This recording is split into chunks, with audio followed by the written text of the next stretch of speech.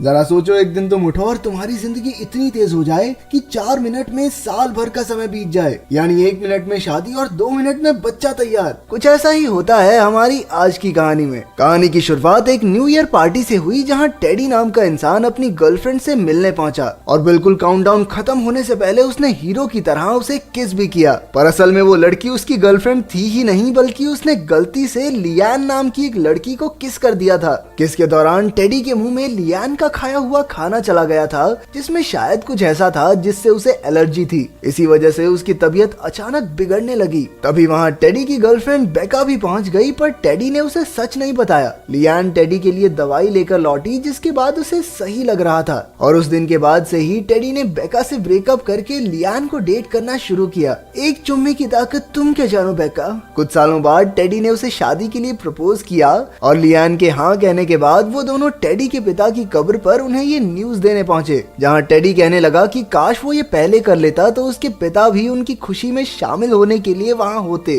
थोड़ी देर बाद वहां एक अनजान औरत आई, जिसने टेडी को शादी के लिए मुबारकबाद दी और पूछा कि शादी आखिर है कब। इस पर टेडी ने बताया कि उन्होंने अभी तक शादी की डेट के बारे में सोचा नहीं है। उस बूढ़ी औरत ने उसे समझाया कि हमें चीजों में ज्यादा देर नहीं करनी चाहिए, क्योंकि कई बार एक साल चुटकियों में गायब हो जाता है। उसने टेडी को शादी पर एक स्पेशल गिफ्ट देने का वादा किया। 2 हफ्ते बाद टेडी और लियान ने एक शानदार शादी की, जहां टेडी के बेस्ट फ्रेंड सैम ने एक स्पीच भी दी। पार्टी एंजॉय करने के बाद टेडी और लियान अपने घर पहुंचे, जो उन्होंने अभी अभी खरीदा था। टेडी ने लियान को बताया कि जिस अंगूठी से उसने लियान को प्रपोज किया था, वो असल में उसके पिता ने अपने हाथों से उसकी माँ के लिए बनाई थी। लियान के बाथरूम जाने के बाद टेडी गिफ्ट देखने लग गया। वहाँ उसे एक टिन का कैन मिला, जिसके अंदर कोई छोटी सी चीज थी और साथ में एक कागज पर लिखा था कि इसे 10 साल तक मत खोलना। टेडी ने इस पर ध्यान न देते हुए उसे साइड में रख दिया और अपनी पत्नी के साथ एक हसीन रात बिताने चला गया। अगले दिन सुबह उठने के बाद टेडी अपने आसपास इतना बदलाव देखकर हैरान था। उसे कुछ भी समझ नहीं आ रहा था और लियान को प्रेग्नेंट देखकर तो वो हैरान ही हो गया। शुरुआत में तो उसे लगा कि वो उसकी फिरकी ले रही है, लेकिन उसके पेट को छूने के बाद उसे समझ आया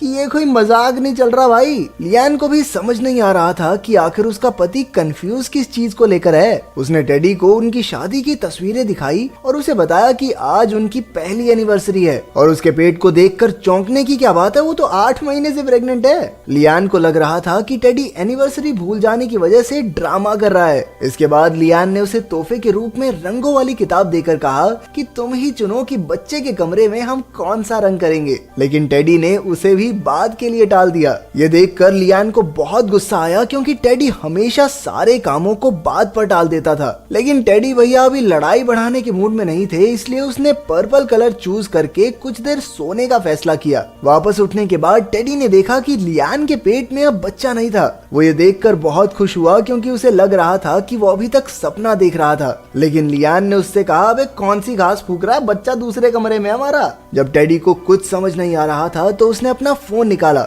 अपनी और लियान की फोटोज देखी और उसे समझ आया कि एक और साल बीत चुका है। लियान बच्चे को टेडी से मिलाने लाई, जिसने पहली बार में उसे पकड़ने से मना कर दिया। लेकिन लियान के कहने पर उसने बच्चे को गोद में पकड़ा और अपने बच्चे को देखकर वो बहुत खुश हुआ। लेकिन उसे अपनी बेटी का नाम बिल्कुल पसंद नहीं आया। इसके बाद टेडी ने लियान को सारा माजरा समझाने की कोशिश की, लेकिन उसे कुछ भी समझ नहीं आया। उल्टा उसने टेडी को समझाना शुरू कर दिया, देखो जी अब ज्यादा काम मत किया करो, उसी की वजह से ये सब हो रहा है। अब अपने बच्चे को भूल गए हो, कल को मुझे भी भूल जाओगे। इस पर टेडी ने उसे विश्वास दिलाया कि वो थोड़े पैसे और कमा कर काम छोड़ देगा। उसकी बात मानकर लियान ने उसे एक टी शर्ट गिफ्ट की, जिस पर उनकी फोटो थी और टेडी इतरा कर कहने लगा कि ये फोटो उन्होंने जरूर हनीमून पर खींची होगी। ये सुनते ही लियान का सर घूम गया, क्योंकि वो कभी हनीमून पर गए ही नहीं थे और टेडी इस बार भी अपनी एनिवर्सरी भूल गया था। टेडी ने वादा किया कि वो अब कभी अपनी एनिवर्सरी नहीं भूलेगा और उसने सैम को फोन करके अगले साल इसी दिन के लिए एक रिमाइंडर लगाकर एक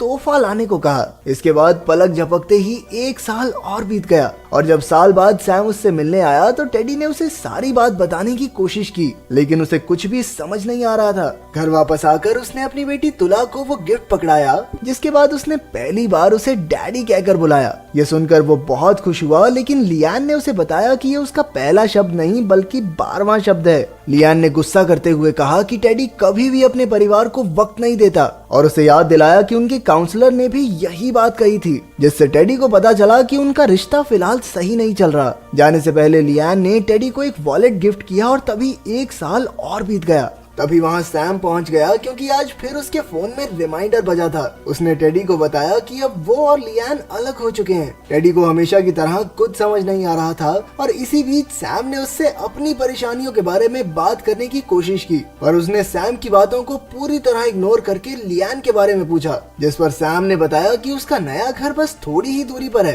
टेडी ने लियान को फोन करके एनिवर्सरी की बधाई दी, जिसे सुनकर वो हैरान हो गई। उसने टेडी से पूछा कि फिर आज का उसका गिफ्ट क्या होगा। टेडी ने ज्यादा ना सोचते हुए कहा, फ्रूट्स। आज घर पे फल फ्रूट खाते हैं, तुम्हारे लिए लेके आया हूँ मैं। न जाने कैसे उसकी ये ट्रिक काम कर गई और लियान भी उसके घर आने को तैयार हो गई। लेकिन टेडी ने फोन काटने से पहले ही सैम को बाजार से कुछ फ्रूट्स लाने को कहा और ये सारी बात उधर लियान ने सुन ली, जिसके बाद उसने घर आने से मना करके फोन रख दिया। परेशान होकर बेचारा टेडी फ्रिज के पास गया और उसके सामने सामने ही एक और साल बीत गया। उसने अपने घर पर एक औरत को देखा और उसे लियान समझकर किस कर दिया, पर असल में वो उसकी एक्स गर्लफ्रेंड बेका थी, जिसे उसने पिछली रात दारू पीकर मैसेज करके बुलाया था। दरअसल बेका भी अपने डाइवोर्स की वजह से बहुत अकेली थी और अब वो भी टेडी के साथ समय बिताना चाहती है। तभी बदकिस्मती से लियान भी वहाँ पहुँच गई और दरवाजा खोलने से पहले ही टेडी ने बेका को बालकनी में छिपा दिया। लियान ने टेडी से उसके मैसेजेस का जवाब न देने के लिए माफी मांगी। उसने ये भी बताया कि वो अभी भी टेडी से प्यार करती है।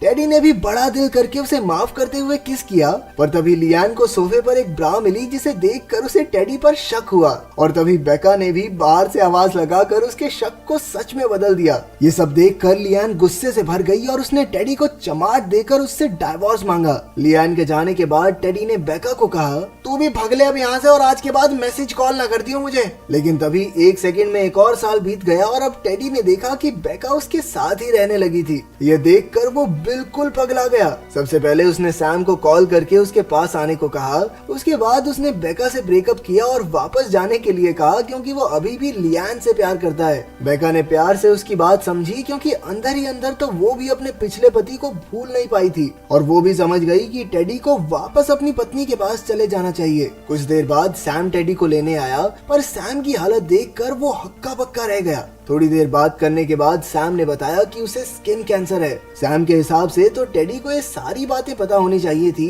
पर उसके सवाल ऐसे थे मानो उसे कुछ भी पता ही ना हो। उसके सवालों से परेशान होकर सैम ने कहा कि वो अभी मरने वाला नहीं है, अभी तो कैंसर की गेम बिठा के 50 साल और जीऊंगा मैं। इसके बाद टेडी ने सैम को उसे लियान के पास ले जाने को कहा। लियान के घर पहुंचकर टेडी उसके कुत्ते को देखकर बहुत खुश हुआ और उसने घर की भी काफी तारीफ की। लियान को लगा था कि शायद टेडी ने डाइवोर्स पेपर पर साइन कर दिए होंगे, लेकिन डाइवोर्स की बात सुनते ही टेडी ने किसी भी पेपर पर साइन करने से साफ इनकार कर दिया। उसकी बेतुकी बातें सुनकर लियान ने उसे वहां से जाने को कहा, पर जैसे ही उसने एक कदम पीछे रखा तो एक और साल बीत गया और वो सीधा जाकर एक पूल में गिरा जो अचानक से वहां आ गया था। आवाज सुनकर पैट्रिक नाम के एक आदमी ने दरवाजा खोला और टेडी को वहां से जाने को कहा, क्योंकि अब वो सिर्फ तुला से मिलने वहां आ सकता था। तभी लियान के बाहर आते ही टेडी भैया समझ गए कि हमारी धर्म पत्नी ने नया बॉयफ्रेंड बना लिया है। जैसे ही लियान को पता चला कि टेडी ने अभी तक डाइवोर्स पेपर्स को साइन नहीं किया, उसने टेडी को बाहर निकालने की कोशिश की,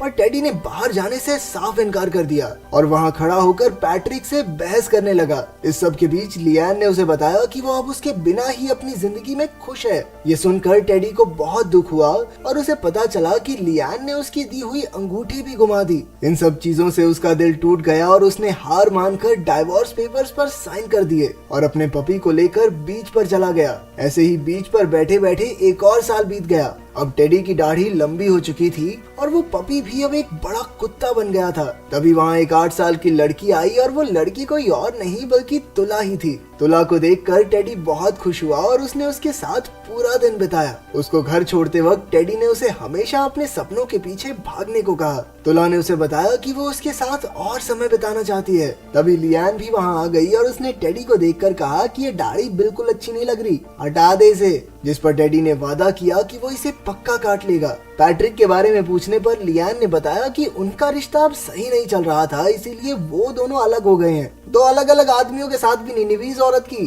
समझ रहे हो कमी किसमें है। जाने से पहले उसे याद आया कि उसने लियान को हैप्पी एनिवर्सरी नहीं बोला। इससे पहले कि वो कुछ कह पाता 1 साल और बीत गया। इसके बाद टेडी ने सैम को फोन करने की कोशिश की, पर सैम का फोन बंद था।